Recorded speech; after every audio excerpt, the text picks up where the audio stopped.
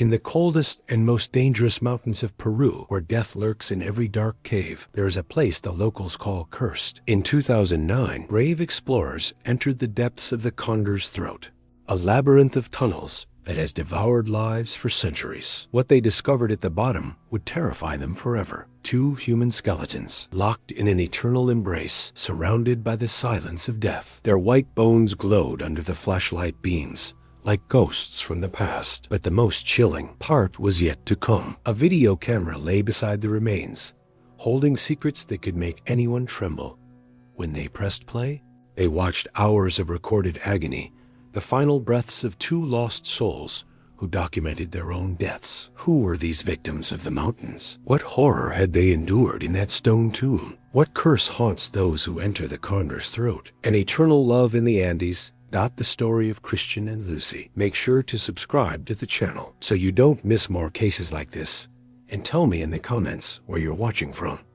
In the mountains of the Peruvian Andes, where the air grows thin and the peaks touch the sky, a love story would become one of the most heartbreaking tragedies ever documented. It was March of 1998 when Christian Vargas, a 28-year-old engineer, and Lucy Mendoza, a 26-year-old biologist, set out on what was meant to be the greatest adventure of their lives. Both were experienced mountaineers, with more than 5 years exploring the most dangerous caves and trails in South America. Christian had meticulously planned the expedition for months. In his backpack, he carried more than just survival gear. He was hiding an engagement ring that had belonged to his grandmother, waiting for the perfect moment to propose to Lucy at some breathtaking lookout point in the Andes. Their friends knew about the plan. Their families awaited news of the engagement, but no one imagined that this expedition would become a mystery lasting 11 years. The couple had documented their previous adventures with photos and home videos. They were well known in the speleology community for their bravery and flawless technique. They had explored the caves of Huagapo, descended into the depths of Sima Pumaca, and conquered routes others deemed impossible. Their experience had turned them into local legends, respected by veteran guides and mountaineers alike. On March 15, 1998, they departed from Huancayo toward a remote area of the Central Highlands, a region known for its karst formations and unexplored cave systems. They carried provisions for a week, specialized caving gear, and a video camera that Christian planned to use to capture the most important moment of their relationship. The weather was favorable, conditions seemed perfect. No one suspected that this expedition, so lovingly and carefully planned, would become a disappearance that would baffle authorities and devastate two families for more than a decade. Their departure was recorded in the guest book of the last village they visited, San Pedro de Calles. Locals would remember for years the smiling couple who asked about the caves in the highlands.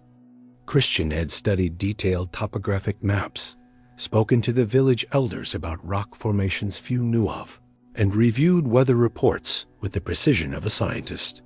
Lucy, an expert in underground ecosystems, was excited about the possibility of discovering new species in the unexplored caves of the region.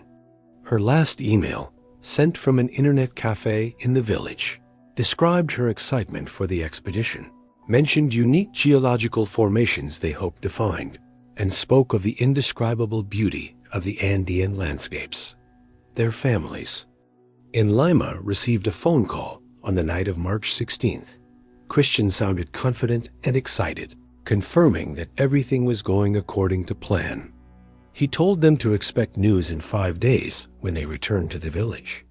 That was the last communication they had with the outside world, that the people of San Pedro de Calles were the last to see them alive.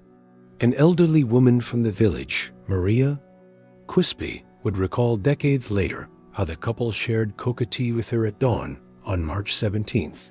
Before heading up into the heights, Christian had specifically asked about a rock formation locally known as the Condor's Throat, a cave area few dared to explore. The name was prophetic, but no one knew it at the time. The Condor's Throat would become their eternal tomb, a place where love and death would meet in the most tragic embrace ever documented. When Christian and Lucy didn't return on March 22nd, as promised, their families were not initially alarmed. Both were experienced mountaineers who had, on past occasions, extended their expeditions when they found something particularly interesting.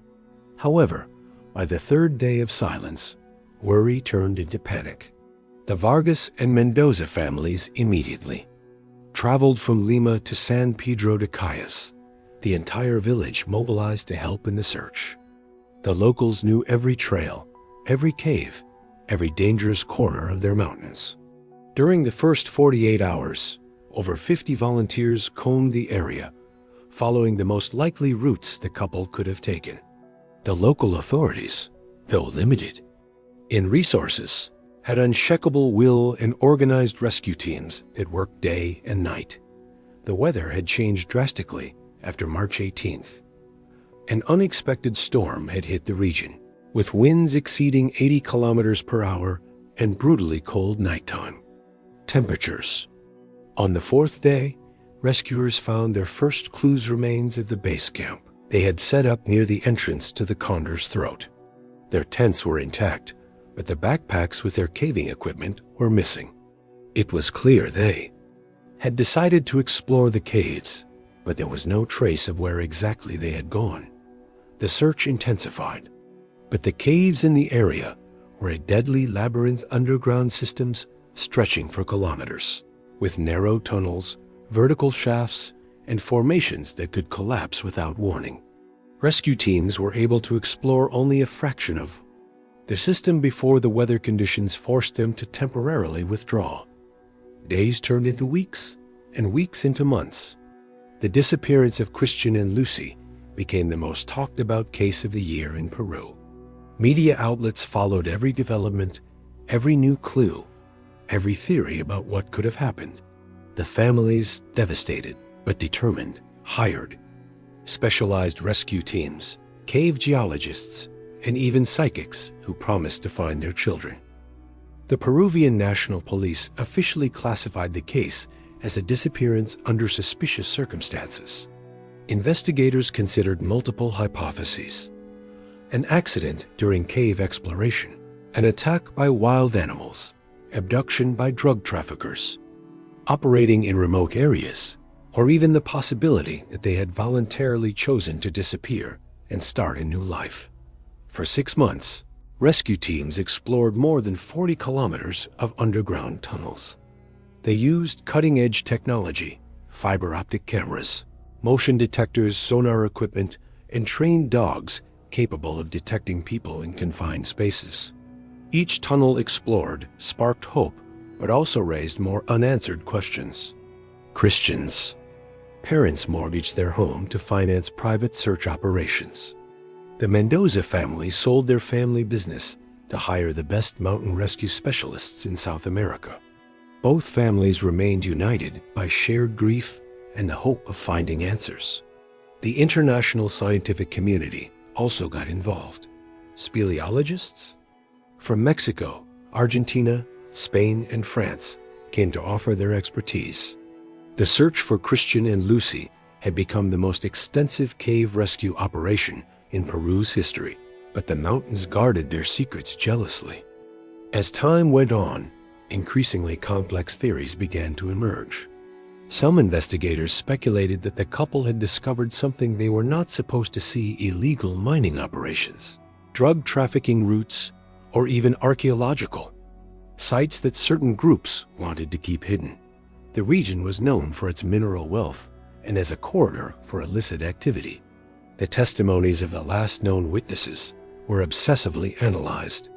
Maria Quispe, the elderly woman who had seen them depart, remembered that Christian carried an unusually large video camera for a typical expedition. He had mentioned something about wanting to document something special he planned to do during the trip. This detail, initially seen as insignificant, became crucial to investigators. Authorities also explored the possibility that the couple had fallen victim to Sendero Luminoso, the terrorist group that still had active cells in remote parts of the Andes. However, there was no evidence of guerrilla activity in that specific region during March 1998. Geological maps later revealed that the Condor's throat was part of a much more extensive cave system than previously known. Further studies showed that the area had experienced minor seismic activity during the time of their disappearance, which could have caused collapses or structural changes underground. By 1999, the case had been officially closed as an unresolved disappearance. Active searches were called off, but the families never lost hope. Every year, on the anniversary of their disappearance, they returned to San Pedro de Calles to keep Christian and Lucy's memory alive and to pray for answers that seemed destined never to come. The years passed slowly for the Vargas and Mendoza families. 1999, 2000, 2001. Each year without news deepened the pain, but also strengthened their resolve not to forget. Christian's parents established a foundation to assist in the search for missing persons in mountainous regions, channeling their grief into a cause that could help other families. The technological advancements of the 2000s brought new hope. More accurate GPS systems, smaller and more powerful cameras, satellite communication devices that worked in the depths of the earth. Each new innovation sparked the possibility of reopening the search, but the costs were prohibitive, and the authorities had lost interest in the case. Lucy was officially declared dead in 2003, 5 years after her disappearance. Christian received the same declaration 6 months later. Legally, the case was closed, but to their families, the absence of bodies meant the story wasn't over. They kept their children's rooms exactly as they had left them, waiting for a miracle that seemed increasingly impossible. Occasionally, the media would revisit the case on special dates, but public attention had largely faded. Christian and Lucy had become a footnote in Peru's history of unresolved disappearances, mere statistic in police archives. However, in San Pedro de Calles, their memory remained alive. The townspeople had turned the story into part of their local folklore. Now elderly and frail, Maria Quispe still told the story to occasional visitors, keeping alive the memory of the smiling couple who had set off one morning into the mountains and never returned. In May 2009, 11 years after the disappearance, a group of young speleologists arrived in San Pedro de Calles with plans to systematically explore the unmapped caves of the Condor's Throat. The team was led by Roberto Silva, a 32-year-old geologist specializing in karst systems, and included 5 experienced explorers equipped with the most advanced technology available. Silva had thoroughly studied the case of Christian and Lucy during his university years.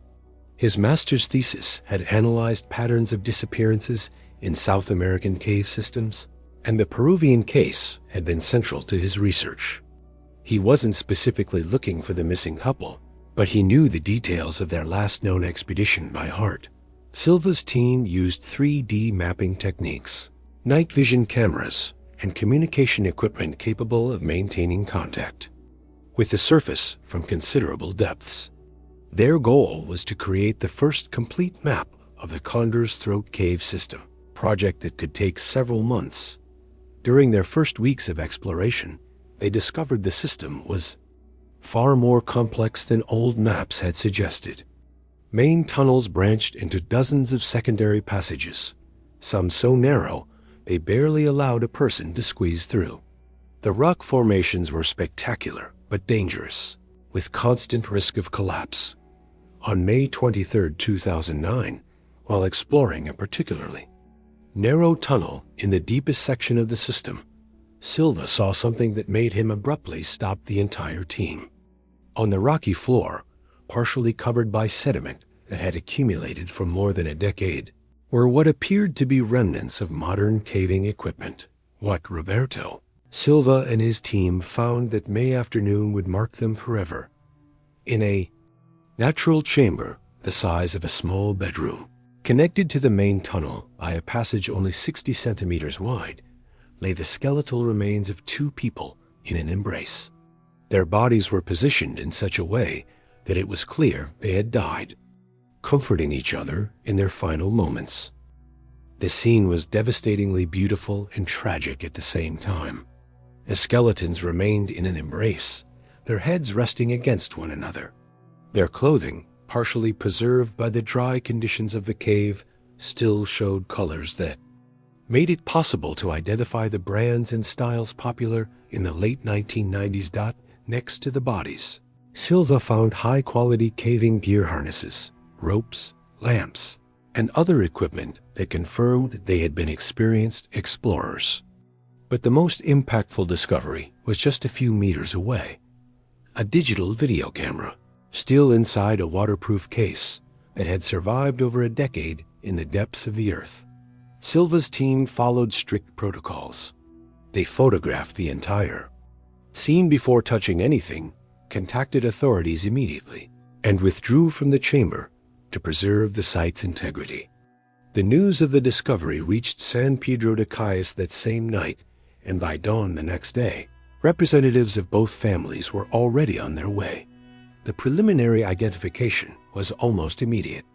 The physical descriptions, clothing, gear, and especially a distinctive ring Christian always wore confirmed what everyone suspected. After 11 years of searching, Christian Vargas and Lucy Mendoza had finally been found. The video camera Roberto Silva discovered near the bodies contained what is possibly one of the most heartbreaking records ever captured documenting the final moments of a couple. When the authorities and families were finally able to review its contents, they found that Christian had been recording intermittently during their final days in the cave, documenting not only their desperate situation, but also his unwavering love for Lucy. The first recordings showed the couple enthusiastically exploring the cave's rock formations. Christian narrated his findings with the excitement of a scientist, while Lucy occasionally appeared on camera, smiling and pointing out interesting geological details. The video quality was surprisingly good, and you could feel the joy and adventure that had always defined their expeditions. In a recording dated March 18th, Christian finally revealed his intentions. With the camera mounted on an improvised tripod, he prepared to propose to Lucy in what he described as the most beautiful cathedral God ever built. His grandmother's ring sparkled in his trembling hand as he practiced the words he had rehearsed for months. But the video also captured the exact moment their adventure turned into tragedy. While exploring a particularly captivating side tunnel, a minor rockfall blocked their escape route. What initially seemed like a temporary inconvenience soon revealed itself to be a deadly trap when they realized there were no alternative exits.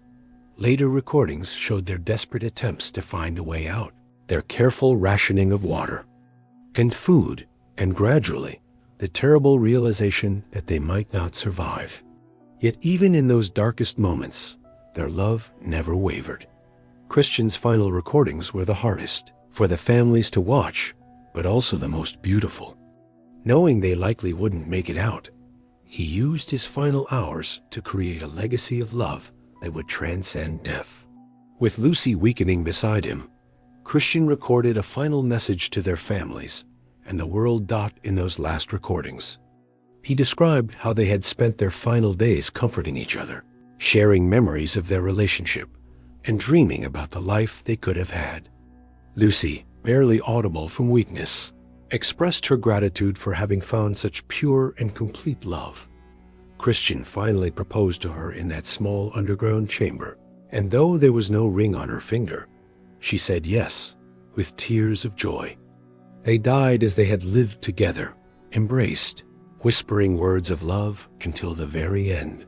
The final video shows Christian carefully positioning the camera to capture their final embrace, as if he knew someone would eventually find them and would need to understand that they had faced death with love, not fear.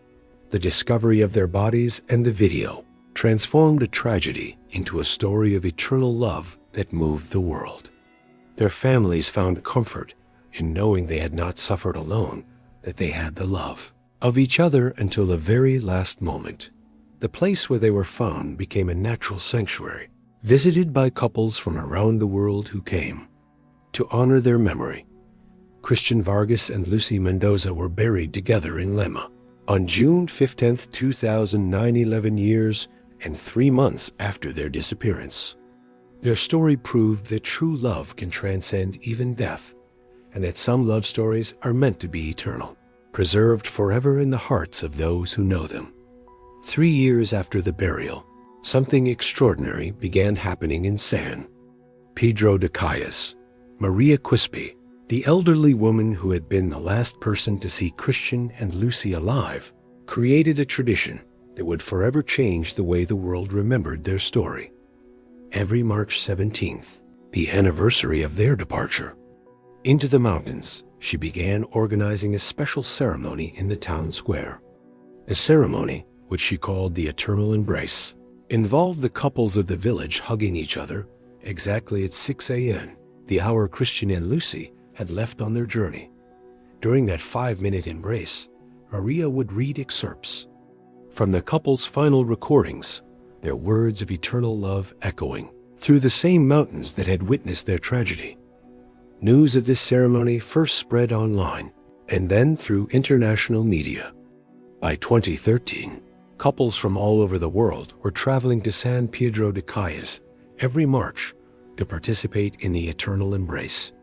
The small Andean town was transformed. Family-run hotels, local restaurants, and specialized tour guides dedicated to the story of Christian and Lucy emerged to serve the thousands of annual visitors. But the deepest impact came when the Vargas and Mendoza families decided to establish the Eternal Love Foundation, using the rights to the story and donations from moved visitors to fund rescue operations in mountains throughout South America. Their children's tragedy had become a beacon of hope for other parents facing the disappearance of their loved ones. Roberto Silva, the speleologist who had found them, became the unofficial guardian of their memory. He established a research center in the town dedicated to the safe exploration of caves, where he trained new generations of explorers in techniques that might have saved Christian and Lucy. Its first motto was a phrase taken from Christian's final recordings: "Love gives us strength, even when all seems lost." By 2015, the story had inspired documentaries, books, and films in 12 different countries. Universities around the world studied the case not only from geological and safety perspectives, but also from psychological and sociological ones. Could two people maintain such dignity and love in the face of certain death? What did their story reveal about human nature in its most extreme moments? The original recordings, after being copied and digitally preserved, were donated to the National Museum of Anthropology in Lima, where they are exhibited as a testament to human love in its purest form. Millions of annual visitors witness them, many leaving with tears in their eyes, but also with renewed faith in the power of true love. Maria Quispe, now a legendary figure at the age of 89, continued to lead the annual ceremonies until her death in 2016. In her will, she revealed something she had kept secret for decades. The morning she saw Christian and Lucy leave, she had a prophetic dream in which she saw them forever embraced in a place of eternal light, though she hadn't understood its meaning at the time. Now she knew she had witnessed the beginning of a love story that would transcend even death. The town built a statue of Maria next to one of Christian and Lucy in an embrace, placed at the exact spot where they had departed toward the mountains. The inscription read, "To love that conquers death, and to those who teach us that some stories never end." Every year, on March 17th, fresh flowers mysteriously appear at the base of the statue placed by anonymous hands, honoring a story that touched hearts around the world. If you made it this far and want to hear more stories like this, I invite you to subscribe to the channel and turn on the notification bell so you don't miss a single story. Leave a like so we can continue sharing stories like this. Until next time.